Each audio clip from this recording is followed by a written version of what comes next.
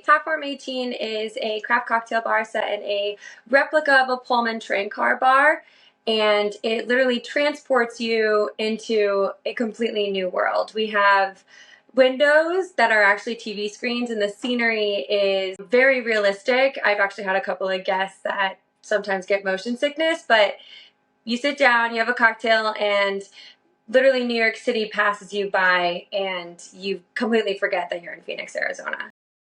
This week we join Nicole Giampino, bar manager at Platform 18 in Phoenix, Arizona, as she transports us back to Prohibition, New York with the cocktail 54th Street Club. Now, I believe you have a new destination, and with that, a new menu. We do, yes. Our new menu takes place in New York City. Our last menu was New Orleans, and I focus more on classic cocktails because New Orleans is the birthplace of a lot of cocktails. When we were looking for this new menu, we wanted to do more modernized techniques, and we wanted to really hone in on something that was more modern. And when you think of the best cocktails in the country, a lot of them are coming from New York City. So not only with that, but during the Prohibition era, a lot of the burrows in New York City were filling up with immigrants coming in. So we took a lot of our inspiration from cuisines that were introduced to the United States and New York City from those immigrants. If it's being set in the 1920s, is it a very Prohibition-style cocktail list?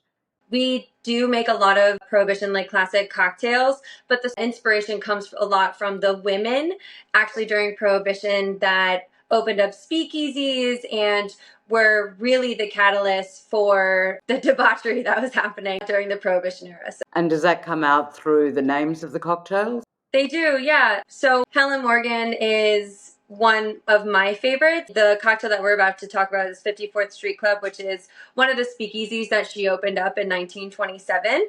But there are a lot of women that we nod our heads to when it comes to this menu. I mean, whenever we drop off a cocktail, almost every single one of them has a story, and it just kind of adds a little bit of a piece and a extra degree of why these cocktails are so special. Can you tell us about the cocktail you're making for us today? Yeah, so today we're making the 54th Street Club, which is a variation of a spicy margarita that has influences of Asian cuisine and Asian ingredients like Togarashi and Pandan. So it has popcorn-infused Milagro tequila, some Cointreau, Pandan, Togarashi syrup, lime juice, lime cordial, and then there actually comes on the side of Togarashi popcorn as well. So it's really fun. Now, tell us a little bit more about the ingredients and how they affect the flavor of the drink. Sure. So the Milagro tequila is actually infused with buttered popcorn, and that kind of gives it more of a very velvety texture, I would say, which works really well with the pandan. The leaves are very fragrant, and it smells kind of like vanilla hazelnut. It honestly really reminds me of cereal milk. So when you have buttered popcorn, the pandan draws out a little bit more of the sweetness, but it accentuates the velvety texture of the drink. The Togarashi syrup that we have is spicy. If you know what Togarashi is, it's a 7-spice Japanese blend, which has citrus, ginger, nori, which is a seaweed, and then we have sesame seeds. So there's this umami and also salinity note to it as well, but the Togarashi is mainly for spice. Then we have our lime cordial, which even though it is a syrup, it still has an acidity level, so it's not going to make it too sweet. Cointreau adds more of the orange notes, so especially when you have Togarashi that already has citrus peels in it, they all work together.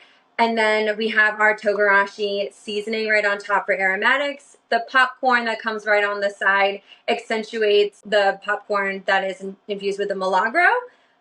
It's really, really fun to see how our guests kind of draw out flavors when it comes to the popcorn or just the drink.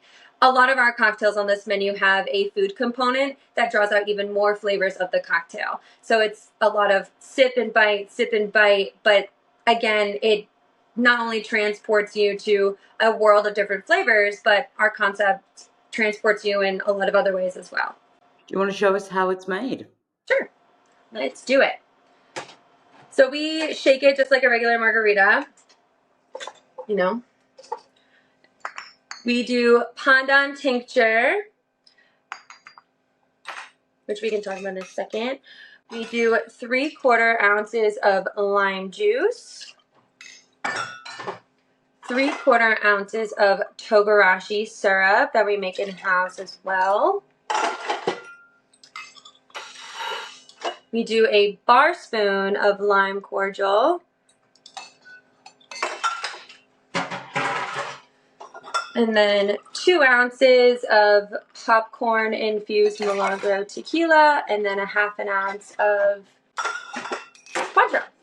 Let me shake it up.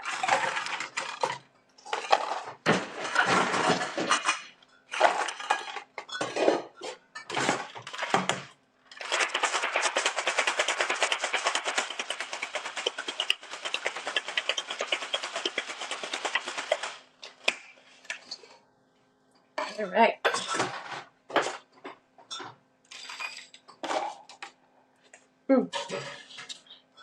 So yummy.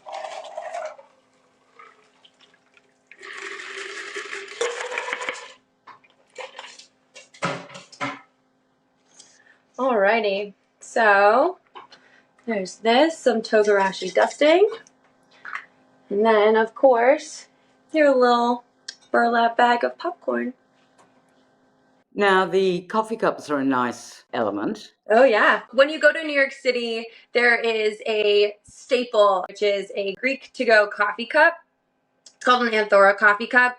And instead of ordering a bunch and having it here, we actually customized this coffee cup entirely, which is really fun. So you can't get this coffee cup anywhere else. It has also a lot of Easter eggs on it. So there's a platform 18. Underneath right here is going to have a fake address of Harding Hotel, which is another cocktail on our menu that has Pandan in it. And then not only that, but there is the woman who opened 54th Street Club back in 1927, Helen Morgan, and this is her right here. So the point of the coffee cup is to also accentuate the story and the narrative and the history of the women during the Prohibition era that opened up a lot of speakeasies. But we're also on a train, and I don't know anyone that doesn't really feel like the main character when you're sitting on a train looking out into New York City. Your server drops off a coffee cup, and you're like, oh my goodness, this is insane. I'm sitting here on a train drinking tequila out of a to-go coffee cup, which then adds another layer of the story to the Prohibition era, because we're supposed to be in the speakeasy time. No one is supposed to be drinking alcohol. So that's another element to the story, and it's really perfect. You can also kind of take them to go with the burlap bag as well.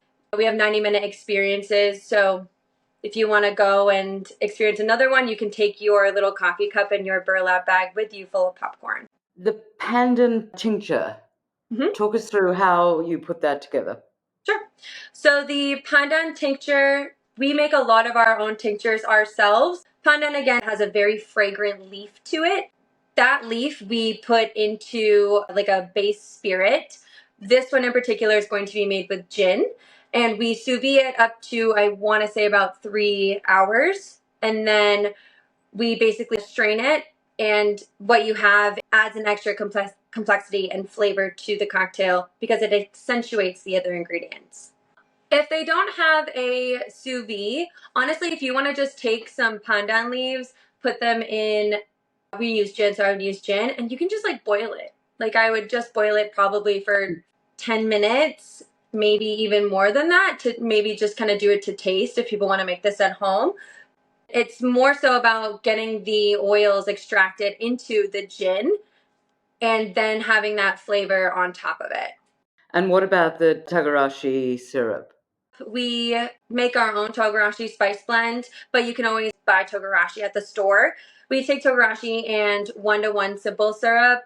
We again sous vide it for an hour, and then we basically just strain it. But again, if you don't have a sous vide, you could add Togarashi to your simple syrup that you are making in a pot or just kind of boil it. The biggest proponent of making something like this at home is to strain it, though, to make sure that you get everything that was not mixed into the simple syrup. That way it's clear and the flavors are still there, but you don't have any citrus peels in your simple syrup. How important is it for the guests to have the stories associated with the cocktails? I think when it comes to Platform 18, when you're sitting here and you're on a train and you're looking out the window, we're trying to teleport someone into a completely different world, not just to New York City, but also into the cocktail world as well. So when you have these stories about Helen Morgan and when you have this coffee cup that is based off of New York City, I think it elevates the experience even more. And it also brings another level to hospitality. And then it causes a connection between my team and also the guest. And maybe the story isn't that important, but maybe they can grab something from the story and be like, how did you guys figure this out? Or, oh my gosh, how did you even come up with this? Well, then we can tell the story, and then we can tell the inspiration that we drew from the story, and maybe the guests will draw inspiration as well in their own way. And is it a similar situation with the food that it adds to the experience as well? I would say yes. Almost all of our cocktails, if you don't take a sip and then a bite, and if you just drink the cocktail, you're not going to get the whole experience of what the guest really is looking for when they come to Platform 18. How many new cocktails are there on this menu, and how much work goes into creating those drinks? For Platform 18, when we do a new menu, we do a new narrative and a new story, and then we do a new scenery, and then we also change the aesthetic of the whole entire train. And then not only that, but we don't keep any of the same cocktails from the last menu as our new menu. So it takes, honestly, probably about 6 months to do this. And it takes an entire team, which I'm really thankful to be a part of. The R&D process that this menu took 6 months because Jason Asher, who is one of our founders and also the person that wrote this menu, he was traveling to Singapore, Washington, D.C., Mexico City. He went to London. And when he goes there, he's looking at inspiration. He's looking at all these ingredients. He's looking at how different people are making things compared to what we're doing in Phoenix, Arizona. And with those travels comes more technology, comes a new way to maybe make cocktails. So we were not only making cocktails, but we were doing something incredibly new to us when it comes to techniques. And then not only that, we were using new ingredients that we've never used before. So the R&D process took about 6 months. It took a lot of manpower to get this menu off the ground, but it's something that I think we are all so proud of. Do a lot of people know the history of the Pullman trains? I would say no. We do have some guests that come in and are just so enamored by the train because they're obsessed with trains. But the people that come in aren't necessarily looking for a train experience to the T. They're looking to escape and they're looking to have a cocktail with their friends, forget that they have to do laundry at home, forget that they maybe have a meeting tomorrow that's going to make or break their career. This is literally something that transports people into the world of escapism, and it makes people forget and it makes people have a good time.